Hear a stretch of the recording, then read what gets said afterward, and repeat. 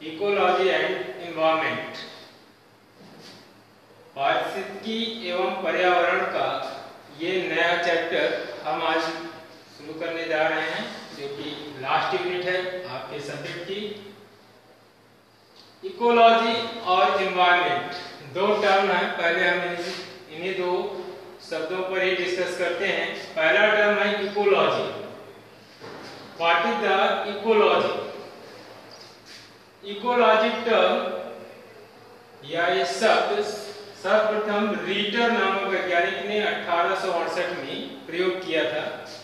तो ecology term was first time coined by Reiter, who was a geologist in 1868। 1868 में जंतु विज्ञान शास्त्री रीटर ने पहली बार इकोलॉजी शब्द का प्रयोग किया। साइंटिफिक वर्ड ज्यादातर ग्रीक भाषा से लिए गए हैं। ग्रीक भाषा में उन्होंने जो टर्म यूज किया था वो था ओइकोलॉजी। ओइकोलॉजी का जब हम दोनों शब्दों को अलग अलग करते हैं तो ये दो टर्म हैं, ओइकोस और लोगोस। ओइकोस मीन्स होता है हाउस और टू लिव, जहां पर कोई जीव निवास करता है या रहता है, उसके उस निवास स्थान को बोलते हैं ओइकोस। एंड लोगोस का मतलब होता है टू डिस्कवर और टू स्टडी, किसी चीज की खोज करना या किसी चीज का अध्ययन करना। तो जहां पर हम किसी जीव के निवास स्थान के बारे में अध्ययन करते हैं उसे हम क्या बोलते हैं? Ecology. As per the literal meaning of the ecology, ecology के शाब्दिक अर्थ के अनुसार जो परिभाषा बनती है कि जीवों के रहने के स्थान के बारे में अध्ययन करना ही क्या है? इकोलॉजी। बट रीटर ने जो परिभाषा दिया वो क्या था?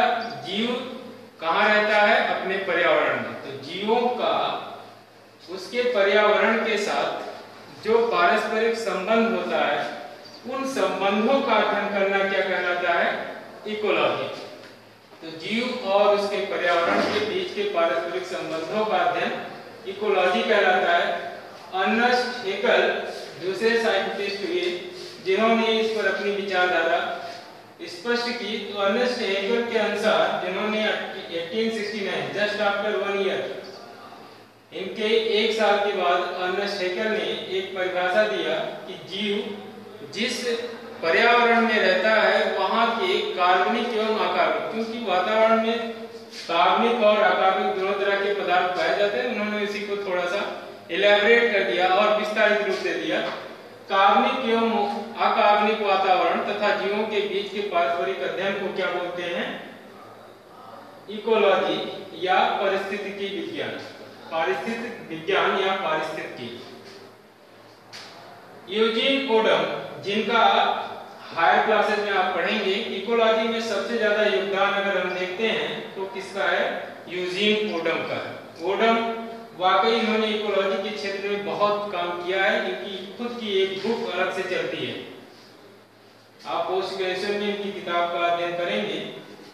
तो यूजीन ओडम 1963 इन्होंने जो है इसकी परिभाषा को और शार्टेन किया और उसको जो है सारगर्भित करते हुए यूजीन ओडम ने दिया कि प्रकृति की संरचना एवं उसके संबंधों का अध्ययन, प्रकृति की संरचना एवं उसके पारस्परिक संबंध या जो प्रक्रियाएं नेचुरल वे में चलती रहती हैं जीवों और प्रकृति पर्यावरण के मध्य, उन प्रक्रियाओं, प्रकृति की संरचना एवं प्रक्रियाओं का अध्ययन ही क्या है? इकोलॉजी। तो यूजीन ओडम की परिभाषा है प्रकृति की संरचना एवं प्रक्रियाओं का अध्ययन ही क्या है? इकोलॉजी है। और एक इंडियन साइंटिस्ट हुए जिन्होंने इकोलॉजी के क्षेत्र में काम किया है, professor are Mishra 1967। Professor are Mishra 1967 में इकोलॉजी की एक अपनी परिभाषा दिया, जिसके अनुसार ecology is a term is a study in which we studied about the form, structure, function and factors। इन तीनों के forms, function and factors, means 3F। 3F का कॉन्सेप्ट दिया, फॉर्म्स संरचना, जो रूप होता है, आकृति होती है उसके बारे में, फंक्शंस कौन कौन सी क्रियाएं चलती हैं लेन देन की उनके बारे में, और फैक्टर्स कौन कौन से ऐसे कारक हैं जो इनकी प्रक्रियाओं को प्रभावित करते हैं, जीवन शैली को प्रभावित करते हैं। तो फॉर्म्स, फैक्टर्स एंड फंक्शंस के इंटरेक्शन के बारे में जिस शाखा के अंतर्गत अध्ययन किया जाता है, तो विज्ञान की वह शाखा जिसके अंतर्गत फॉर्म्स, फैक्टर और फंक्शंस के बारे में अध्ययन करते हैं। Interaction between in these three, between term come appropriate है, यहाँ पर 3 टर्म है इसलिए अमंग लगेगा। तो interaction among these three aspect, forms, function and factors is known as ecology. तो जहां पर हम रूप, प्रक्रिया और उस पर पड़ने वाले प्रभावों के पारस्परिक संबंधों का अध्ययन करते हैं, वह कहलाता है इकोलॉजी, आर मिश्रा के अनुसार। तो इकोलॉजी की ये कुछ डेफिनेशंस हैं, इंपॉर्टेंट हैं, जिनको कि लोगों ने अपने विचार के अनुसार जो प्रमाणिकता उनको मिली उसके आधार पर उन्होंने दिया। तो आज के वीडियो लेक्चर में हम केवल एक ओवरव्यू लिए हैं पारिस्थितिकी एवं पर्यावरण का। पर्यावरण टर्म एनवायरनमेंट या पर्यावरण क्या है, दो शब्द जो हिंदी अगर देखें इसका संक्षेप करके, परिधन आवरण, पर मतलब चारों ओर, आवरण मतलब घेरा। हमारे चारों ओर जो घेरा है, किस चीज का घेरा है, किससे घिरे हुए हैं, वायु से। तो हम अपने चारों तरफ जो वायुमंडल में घिरे हुए हैं, जिन चीजों से घिरे हुए हैं अपने चारों ओर, उन सभी घटनाओं का अध्ययन क्या है, पर्यावरण। वही मिलकर क्या बनाते हैं, पर्यावरण।